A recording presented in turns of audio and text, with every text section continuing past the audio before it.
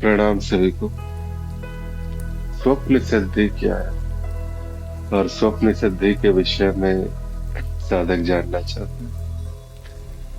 तो देखिए, एक स्वप्न सिद्धि यानी कि अगर अभी इसी वक्त आपको ये कहा जाए, ये जो जगत है, ये जो संसार है, इस संसार के आज से आप भगवान हुए, आप ही रचयिता, आप ही विनाशक, जो करना अब आप कर सकते हैं इस संसार के साथ, तो क्या होगा? आनंद होगा या नहीं होगा, या एक्साइटमेंट होगी या नहीं होगी वहां पे? ये वैसी ही बात है, जब स्वप्न सिद्धि की बात आती है तो वहां पर भी क्या है कि ये संसार, ये सारा का सारा जो कुछ भी है, जो स्वप्न में रचित है, वहां के आप भगवान हो जाते हो।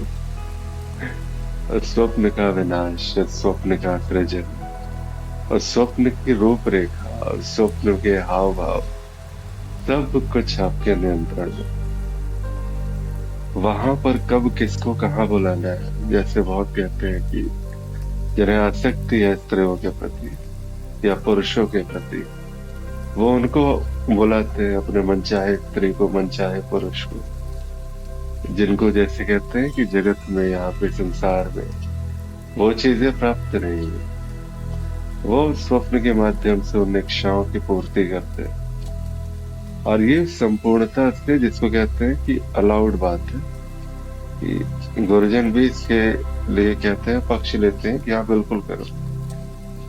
क्योंकि जैसे ही वो इच्छाएं पूर्ण होती हैं और जैसे ही वो इच्छाएं समाप्त होती हैं, तो फिर वास्तव में जब कर्म संस्कार के बोझ हल्का होता है, कारण का जो बोझ है वो हल्का होता है, तो फिर आध्यात्मिक उड़ान जो है वो तेज हो सकती है। तो इसीलिए कई बार जो है, कई संप्रदायों में, कई मार्गों में ये कह दिया जाता है कि बिल्कुल शुरुआती तौर पर ही जो आप स्वप्न सिद्धि जैसी सिद्धि, जो सती ही सिद्धि है, बहुत बेसिक सी बात है, शुरुआती अवस्था जिसको कह सकते हो, वो कह दिया जाता है कि आप ये प्राप्त कर लीजिए, और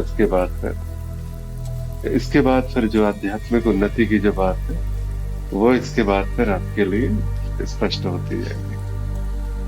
तो वहां पर जो है सबसे पहले जो, जैसे कहते हैं ना कि हर मार्ग में, हर संप्रदाय में, हर गुरु जब अपनी बात कहता है तो वो अलग अलग प्रकार से वो बताने का प्रयास करता है। जैसे गुरु आपको मिले हैं, वो फिर उस गुरु की जो प्रणाली है, उनकी शिक्षाओं की जो प्रणाली है, उस प्रणाली में स्वप्न सिद्धि का स्तर कहाँ पे आता है, ये उस पर निर्भर करेगा कि ये आपको कब कराया जाएगा। लेकिन 90% जो आध्यात्मिक मार्ग है, आध्यात्मिक संप्रदाय है, वहां से जब भी आप जुड़ते हैं तो इस प्रकार की सिद्धियां आपको कराई जाती है।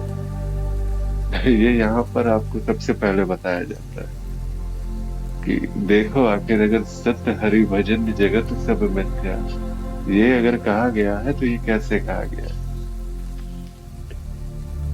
लेकिन कई बार ऐसा होता है कि साधकों को उनकी जो है प्रगति, जो नियमित प्रगति है, ज्यादातर जितने भी आध्यात्मिक साधक आते हैं, कई बार ऐसा होता है कि उनके कभी कोई गुरु रहे ही नहीं होते हैं, या बस उन्होंने किसी ईश्वर को अपना गुरु मान लिया, किसी भगवान को मान लिया, या फिर किसी, जो भी किसी भी प्रकार के जो है तस्वीरें लगा करके उनको ही गुरु मान करके, जबकि प्रॉपर जो है तरीके से जुड़ा नहीं गया है उस गुरु के साथ में। तो जब इस प्रकार के लोग जो अपनी यात्राएं शुरू करते हैं, साधनाएं शुरू करते हैं, तो वहां पर थोड़ा सा भटकाव आता है।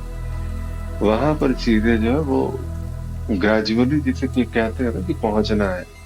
एक नदी अगर वो सोता अगर फूटा है तो वो तो फिर समुद्र तक तो उसे जाना ही जाना है।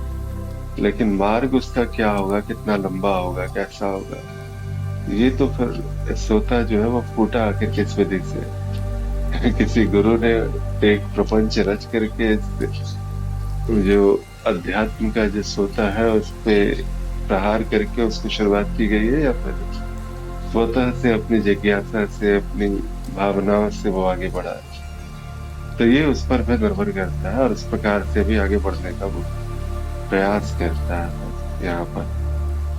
तो जब ऐसे ऐसे प्रयास होते हैं, इस प्रकार से जब आगे बढ़ा जाता है, तो फिर जैसे जैसे स्पष्टता आती है तो स्वतः सारी चीजें स्पष्ट होती है। अलग अलग मार्गों में इसकी अलग अलग अवधारणाएं हैं। जैसे भक्ति मार्ग में जब पढ़ते हैं साधक, वहां पर साधारणतया जैसे कह सकते हैं कि पहले तो नाम जप मंत्र जप आदि वो सारी चीजें दी जाती है। धीरे धीरे एक बात जैसे कहते हैं ना कि आपका जागृत जो है वो कैसा है उसका एक प्रतिबिंब है आपका स्वप्न। तो जब जागृत का जो एक सामान्य से एक वैज्ञानिक तरीका है, इससे मैं बता रहा हूँ कि जागृत में जो आप दृश्य देखते हैं, कई बार ऐसा होता है कि वही दृश्य तो है जो सपने में निर्मित हो रहा है। तभी तो वहां पर ये पहचाना जा रहा है कि कुछ दरवाजे जैसा है, कुछ खिड़कियां हैं, कुछ पेड़ पौधे आदि हुए। तो जैसी स्मृति, जैसी आपकी आसक्ति रहेगी, उस आसक्ति का जो स्वरूप है वो फिर जो है वो स्वप्न में दिखाई देता है। तो यहाँ पर जो आसक्ति की बात होती है, तो नाम जप करने वाला, मंत्र जप करने वाला जब वो आगे बढ़ता है तो जैसे जैसे चित्त शुद्ध होता है, थोड़ा स्थिर होता जाता है, वैसे वैसे स्थिरता उसके स्वप्न में आने लगती है। प्रभु के स्वप्न, उनकी लीलाओं का वर्णन, उनकी लीलाओं का चित्रण जो दिन भर उसका चलता रहा था, वही लीलाएं स्वप्न में जाकर के दिखनी शुरू होती है। और यहाँ से शुरुआत होती है स्वप्न सिद्धि का पहला स्तर। धीरे धीरे वो स्पष्टता और गहरी होती है, वो गुरु कृपा से और इसको आगे बढ़ाया जाता है। मैं ज्यादा नहीं कह सकता अभी इसकी, जैसे कहते हैं कुछ बातों की इजाजत मुझे भी नहीं होती है, तो मैं ज्यादा वैज्ञानिक बातों जो है वो YouTube पे तो कम से कम नहीं कह सकता।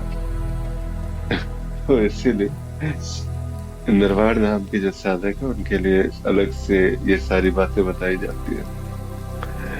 अब आते हैं यहाँ पर कि जैसे तंत्र मार्ग है, वैज्ञानिक मार्ग, वहां पर जब वैज्ञानिक मार्गों पे आगे बढ़ा जाता है और इस पर स्वप्न सिद्धि के विषय में जब कहा जाता है तो उन्हें तरीके बताए जाते हैं। उनके कुछ निश्चित तरीके, महीने 2 महीने का समय लगता है, और वो समय कुछ भी लग सकता है, साधकों के ऊपर है। लेकिन साधारणतः देखा गया है जहाँ पे कि 1 से 2 महीने का समय लगता है और इस प्रकार की सिद्धियां वो पा लेते हैं। कैसे पाते हैं तो ये तो गुरुजन ही बता सकते हैं आपको कैसे पाया जा सकता है। कुछ है वो जड़ी बूटियां भी आती है। मैं अक्सर जो है तंत्र मार्गी जो अपने साथी जितने भी रहते थे उनको अक्सर कहता था, इस प्रकार से उन्होंने साधना के दिनों में काफी चढ़ाया करता था कि जड़ी बूटियों को लेकर के सेवन करो बैठ के। तो ये भी एक विधि है, तंत्र मार्ग में ये शुरुआत को बताई जाती है। या तो सहज रूप से आप पहुंच जाओ, सहज रूप से, वो भी निष्ठा की बात है, वो 6 महीने 1 वर्ष का समय लग सकता है। लेकिन जो एक सामान्य जो बहुत अगर तेज आपको प्रगति करनी है तो फिर 2-3 महीने के अंदर में वो विधियां हैं, उसके लिए भी तरीके बताए जाते हैं। स्वप्न में जो है वो पूर्ण चेतना आ जाती है और इस प्रकार से यहाँ पे आगे बढ़ा जाता है। योग मार्गी की अगर बात आती है कि एक योग मार्गी कैसे आखिर इस स्तर तक पहुंचा है, देखो एक प्रवाह है, पहुंचना सबको है। स्वप्न ही तो है ना वास्तव में। देखिए ना, आप अपने जीवित की, जागृत की जो अवस्था है, जो आपका जीवन है, जागृत में, सुषुप्ति में और स्वप्न, यही 3 के बीच तो घूम रहा है।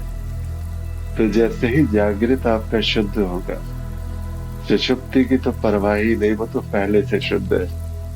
तो स्वप्न जो है वो शुद्ध स्वतः होने लगेगा वहां से। उसके लिए कुछ अलग से प्रयास थोड़ी करना पड़ेगा। तो जैसे ही आपकी जो बात है वो वहां पे स्वप्न में उतरने लगेगी, तो वैसे ही वो स्पष्टता आने लगेगी। जागृत जैसे जैसे आप अपने प्रगति करेंगे, मूलाधार से लेकर के सहस्त्रार तक जब गति होती है, तो इस गतियों के दौरान में जैसी जैसी बातें होती है, धीरे धीरे स्पष्टता स्वतः आती है वहां पे। निर्विकल्प जैसे कहते हैं ज्यादातर, एक निर्विकल्प की स्थिति जिस समय आने लगती है तो वहां से स्वप्न में जाना और स्वप्न में शुद्धि होना थोड़ा आसान हो जाता है वहां से। तो ऐसा ही है। उसके लिए देखिए स्वप्न की एक योग मार्गियों के लिए भी जो है, स्वप्न के लिए चेतना के लिए आपको जागृत जो है वो स्पष्ट होना आवश्यक है। जागृत में क्या स्थिति है आपकी, जागृत में ये जगत आपके लिए क्या चाहता है, ये संसार आपके लिए कैसा है, और वहां से ही शुरुआत होती है। वो थोड़ा सा लेट हो जाता है, कई बार देखा गया है योग मार्गियों को। ये स्वप्न सिद्धि जो है काफी देर से जाकर के वो प्रकट होती है। क्योंकि कई बार ऐसा है ना, वो स्पष्टता आने में थोड़ा समय लगता है, लेकिन जब आता है तो बहुत गहरे तल से आता है, पर वो जाता ही नहीं है।